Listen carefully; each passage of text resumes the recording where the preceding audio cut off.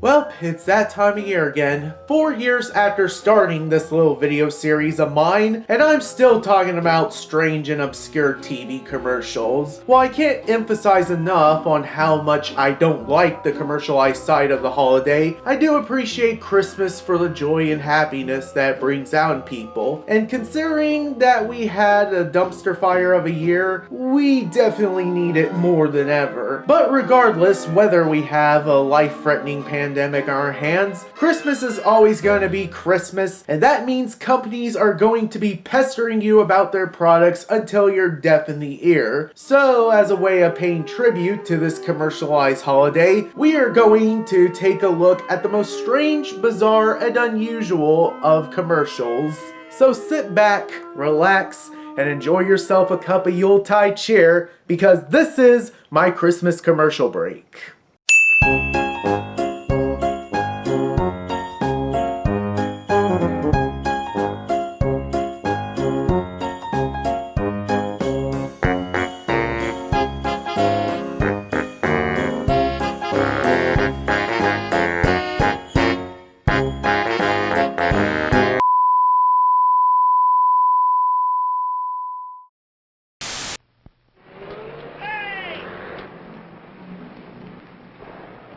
Well, it's been a while since I reviewed a cigarette commercial, so let's start things off with a couple of Newport cigarette advertisements. While I do understand that these were made in a time where smoking wasn't considered taboo, my opinion still hasn't changed that much over the last 5 years.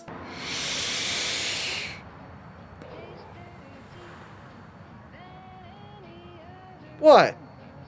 Oh, this? Hey, at least it's a safer and better alternative than smoking. Anyway, aside from opening a big can of worms in the comment section, I should really talk about how bizarre and unusual these commercials really are. Which, I'm happy to report, that these commercials do not disappoint. It starts out with a couple of average Joes living out their normal day lives when the advertisements pop out of the picture to promote their product through a catchy song. Smooth all the way. Newport's fresh menthol keeps it that way. While these commercials are pretty simple and straight to the point, it really makes you wonder how these advertisements are able to come to life. Either Willy Wonka was able to perfect Wonkavision without any shrieking side effects, or there's something else in those cigarettes besides tobacco. My favorite part of this commercial has to be where the bus driver reacts to this guy's nonsensical rambling. I mean, just look at him. He's not even fazed by the fact that he may or may not be on drugs, like it's a normal Tuesday night for this guy. It's alive!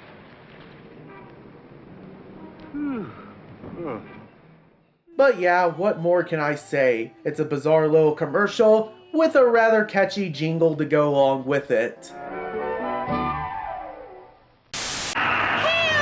Alright, so this commercial starts off with what I can assume is lost footage from Yellow Submarine, as we cut to a couple of talking lighters complaining about how boring the movie theaters are compared to the drive-in theaters. Oh, trust me, if this came out in 2020, then it will be the reversal of that same scenario. But instead of just walking out of the theater and asking for a refund, they jump into the screen to get away from Mike Jetlove's early animation work and consume everything in sight. Admittedly, that was pretty clever. I guess if there was one complaint that I have about this commercial, it would have to be that the commercial doesn't advertise the product all that well. If anything, the closest thing we ever get to the product being advertised is a subtle name drop of the brand. And it doesn't even help that much when the tagline to the product sounds a little bit perverted. It makes me want to flick my bick. It makes me want to flick my bick. It makes me want to flick my bick. Yeah, I'm pretty sure you can't do that in a drive-in theater either.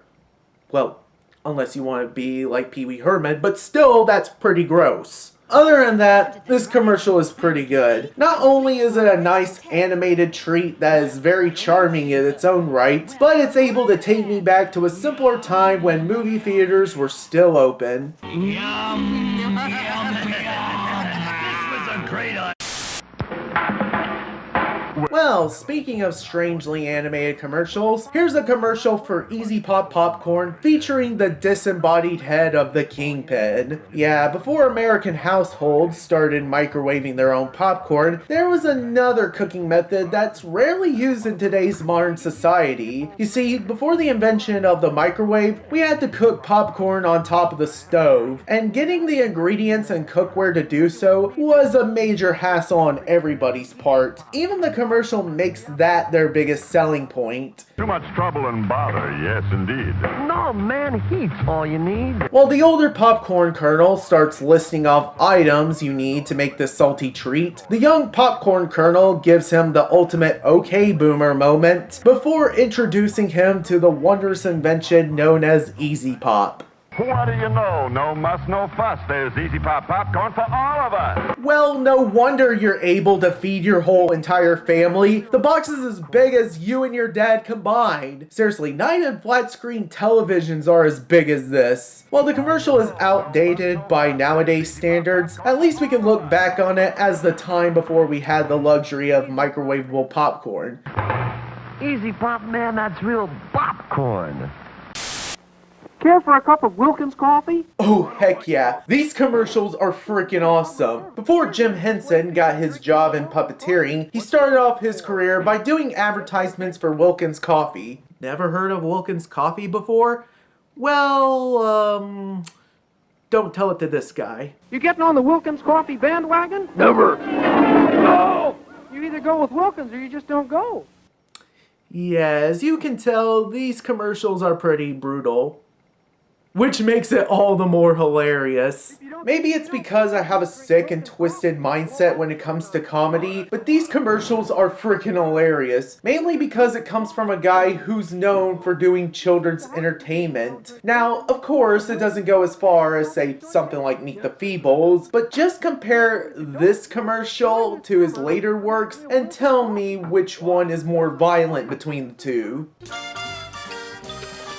Oh, rubber ducky, you're the one. You make bath time lots of fun. Nothing beats Wilkins. Yeah, kind of like night and day, don't you think? In fact, the commercial's gotten so much of a notoriety that they use the same exact tactic to advertise anything and everything. Heck, they even did a commercial for Faygo soda. Have some Faygo strawberry. Why? It's a sinking man's drink. Wow, I thought that Juggalos were the ones who got violent when you dissed Faygo soda, but apparently Dollar Store Kermit over here really takes it to a whole nother level. But yeah, what more can I say? Not only were these commercials fantastic, but they launched the career of a man whose creation can't do no wrong. Well, until the ABC networks got a hold of his work, but still, Jim Henson is the man. You know, a house isn't a home without Wilkins coffee.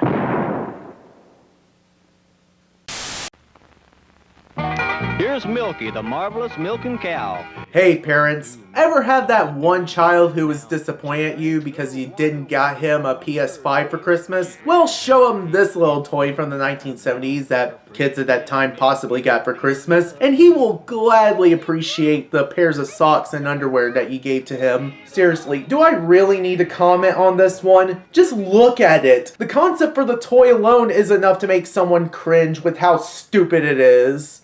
It's fun to milk her, gonna do it right now. She drinks the water when we pump her tail. In fact, this doesn't even look like a real toy made for children. If anything, it looks like a novelty gag gift you will get at Spencer's. But then again, what else do you expect when your toy looks like it's gone through one too many Botox injections? She drinks water and gives pretend milk. Oh well, what more can I say about it? It may be a stupid idea for a toy, but I think we can all agree that it's not as dumb as the Swing Wing. Seriously, I don't think anything will be able to top that. Milky, the marvelous milking cow with pretend milk tablets. She's new from Kenner.